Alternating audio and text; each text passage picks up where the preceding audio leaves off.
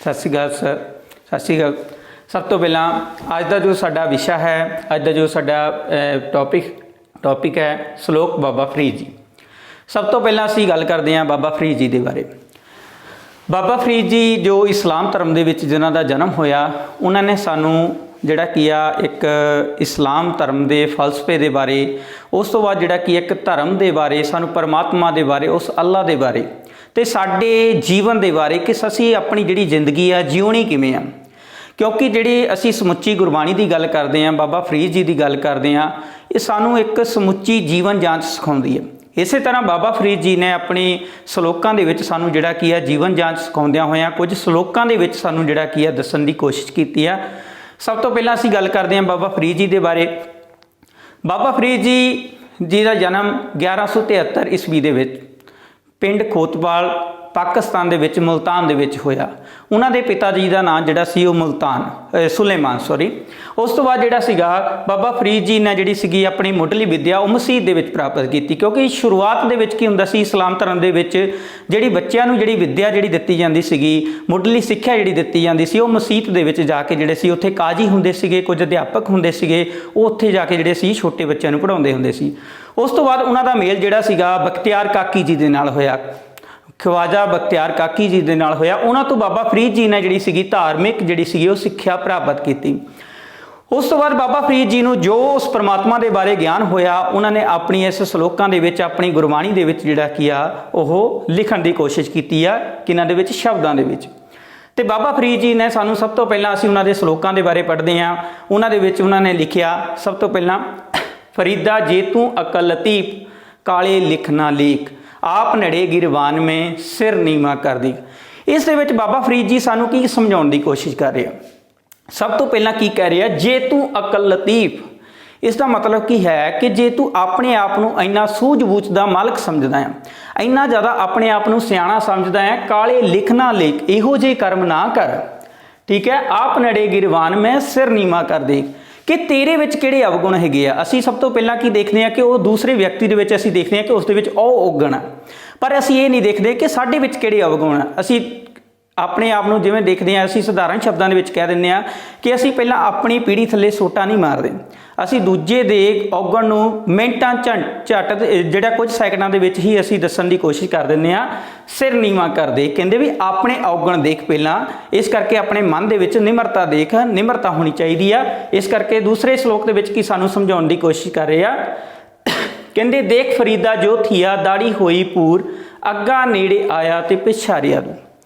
इस श्लोक दे विच बाबा फरीद जी सानू समझाउण की कोशिश कर रहे हैं, फरीदा देख फरीदा जो थिया, कहंदे भी देखो हुण किहो जिहा टाइम आ गया, कोई समा सी तेरा जन्म होया, उस तो बाद तेरा बचपन बीतिया, जवानी आई, तो हुण किहो जिहा समा आ गया, तेरी दाड़ी जिहड़ी की आ भूरी होनी शुरू हो गई है, उस तो बाद चिट्टा रंग हो जाता दाड़ी का, असीं बुढ़ापे वाल चले जाते हैं।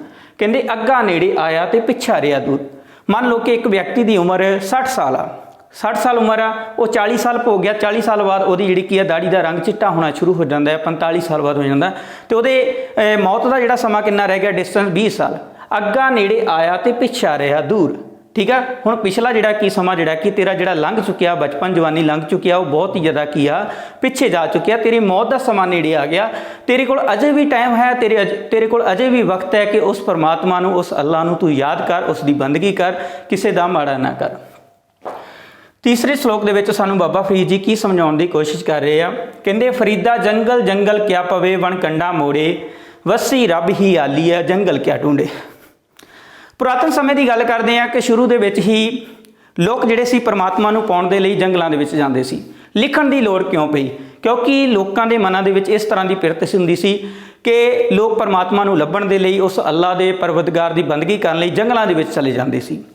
कहंदे बाबा फरीद जी साहब इस श्लोक दे विच सानूं समझाउण की की कोशिश कर रहे कि तुहानूं जंगलां विच जाण दी कोई लोड़ नहीं, तुहानूं जंगलां विच जाण दी कोई लोड़ नहीं। कहंदे जंगल जंगल क्या पवे वन कंडा मोड़े, जंगलों के विच जाने आ, जंगलों में जाके तुसीं कंडियां नूं लताड़दे आ, पर तुहानूं प्राप्त कुछ नहीं हुंदा, कंडेदार झाड़ियां मिलदियां आ।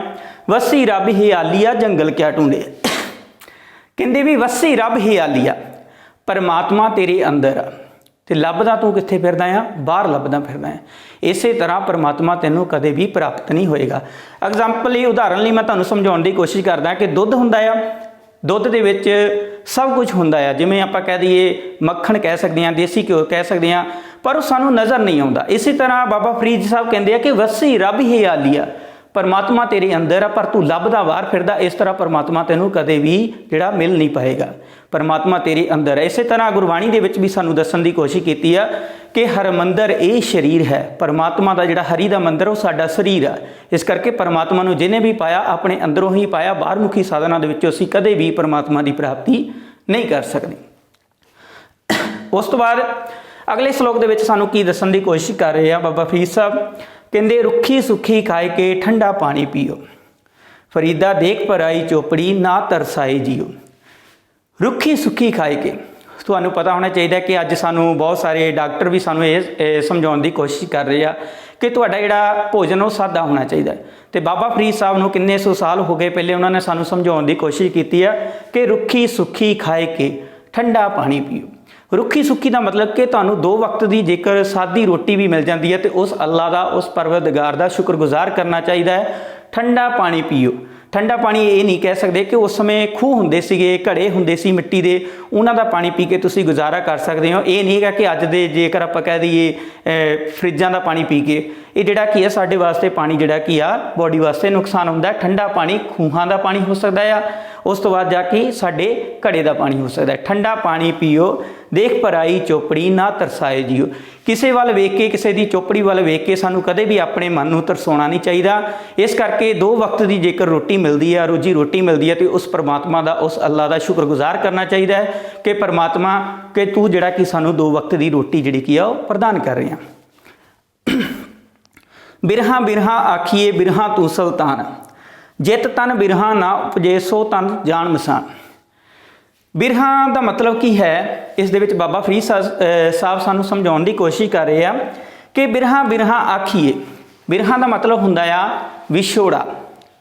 ਜਿਵੇਂ ਅਸੀਂ ਗੱਲ ਕਰ ਦਿੰਦੇ ਆ ਕਿ ਵਿਛੋੜਾ ਵਿਛੋੜਾ ਹਰ ਕੋਈ ਕਹਿੰਦਾ ਆ, ਠੀਕ ਹੈ। ਬਿਰਹਾ ਬਿਰਹਾ ਆਖੀਏ ਬਿਰਹਾ ਤੂੰ ਸੁਲਤਾਨ। ਮੈਂ ਤੁਹਾਨੂੰ ਹੁਣ ਵਿਛੋੜੇ ਦੀ ਗੱਲ ਦੱਸਦਾ, ਇੱਕ ਉਦਾਹਰਨ ਦਿੰਦਾ ਆ ਕਿ ਮੱਛੀ ਦਾ ਤੇ ਪਾਣੀ ਦਾ, ਮੱਛੀ ਦਾ ਪਾਣੀ ਦੇ ਨਾਲ ਬਹੁਤ ਹੀ ਜ਼ਿਆਦਾ ਪਿਆਰ ਹੁੰਦਾ ਹੈ। ਤੇ ਪਿਆਰ ਜਿਹੜਾ ਕਹਿ ਦਈਏ ਕਿ ਜੇਕਰ ਮੱਛੀ ਨੂੰ ਪਾਣੀ ਦੇ ਵਿੱਚੋਂ ਬਾਹਰ ਕੱਢ ਦਈਏ ਤੇ ਉਹ ਤੜਪ ਤੜਪ ਕੇ ਉਸ ਤੋਂ ਬਿਨਾਂ ਆਪਣੀ ਜਾਨ ਦੇ ਦਿੰਦੀ ਹੈ। ਪਿਆਰ ਕਹਿੰਦੇ ਬਾਬਾ ਫਰੀਦ ਸਾਹਿਬ ਕਹਿੰਦੇ ਪਰਮਾਤਮਾ ਦੇ ਨਾਲ, ਅੱਲਾ ਦੇ ਨਾਲ ਤੁਹਾਡਾ ਪਿਆਰ ਇਸ ਤਰ੍ਹਾਂ ਦਾ ਹੋਣਾ ਚਾਹੀਦਾ ਹੈ। ਜੇਕਰ ਪਰਮਾਤਮਾ ਤੁਹਾਨੂੰ ਵਿਛੋੜੇ ਦੇ ਵਿੱਚ, ਜੇਕਰ ਪਰਮਾਤਮਾ ਦੇ ਵਿਛੋੜੇ ਦੇ ਵਿੱਚ ਤੁਸੀਂ ਆਪਣਾ ਜੀਵਨ ਗੁਜ਼ਾਰ ਰਹੇ ਹੋ ਤੇ ਤੁਹਾਡੇ ਜਿਹੜਾ ਕੀ ਹੈ ਜੀਵਨ ਦੇ ਵਿੱਚ ਇੱਕ ਸੱਲ ਲੱਗ ਜਾਣਾ ਚਾਹੀਦਾ ਹੈ ਕਿ ਜਦੋਂ ਤੁਹਾਨੂੰ ਪਰਮਾਤਮਾ ਦੀ ਪ੍ਰਾਪਤੀ ਨਹੀਂ ਹੁੰਦੀ ਤੇ ਤੁਹਾਨੂੰ ਕੁਝ ਵੀ ਨਜ਼ਰ ਨਹੀਂ ਆਉਂਦਾ ਤੇ ਤੁਹਾਡੀ ਜਾਨ ਨਿਕਲ ਰਹੀ ਹੁੰਦੀ ਆ। ਫਰੀਦਾ ਜਿਤ ਤਨ ਬਿਰਹਾ ਨਾ ਉਪਜੇ। ਫਰੀਦ ਸਾਹਿਬ ਕਹਿੰਦੇ ਜਿਸ ਮਨੁੱਖ ਦੇ ਤਨ ਦੇ ਵਿੱਚੋਂ ਵਿਛੋੜਾ ਨਹੀਂ ਉਪਜਦਾ ਪਰਮਾਤਮਾ ਦੇ ਪ੍ਰਤੀ, ਉਹ ਫਿਰ ਅਖੀਰ ਦੇ ਸਮੇਂ ਜਿਹੜਾ ਕੀ ਆ ਉਹ ਜਿਹੜੀ ਰੂਹ ਹੁੰਦੀ ਆ ਉਹ ਵਿਕਾਰਾਂ ਨਾਲ ਭਰੀ ਹੋਈ ਰੂਹ, ਉਹ ਅੰਤ ਦੇ ਵਿੱਚ ਜਿਹੜੇ ਕੀ ਆ ਮਸਾਣ ਹੀ ਜਾਂਦੀ ਹੈ, ਐਵੇਂ ਭੰਗ ਦੇ ਭਾ ਹੀ ਜਾਂਦੀ ਹੈ, ਕਿਉਂਕਿ ਉਸਨੇ ਪਰਮਾਤਮਾ ਦਾ ਇੱਥੇ ਆ ਕੇ ਨਾਮ ਹੀ ਨਹੀਂ ਜਪਿਆ। ਨੈਕਸਟ ਲਿਖਦੇ ਆ, ਕਹਿੰਦੇ ਫਰੀਦਾ 4 ਗਵਾਇਆ ਹੰਡ ਕੇ 4 ਗਵਾਏ ਸਮ, ਲੇਖਾ ਰੱਬ ਮੰਗੇਸੀਆ ਤੂੰ ਆਇਓ ਕਿਹੜੇ ਕੰਮ।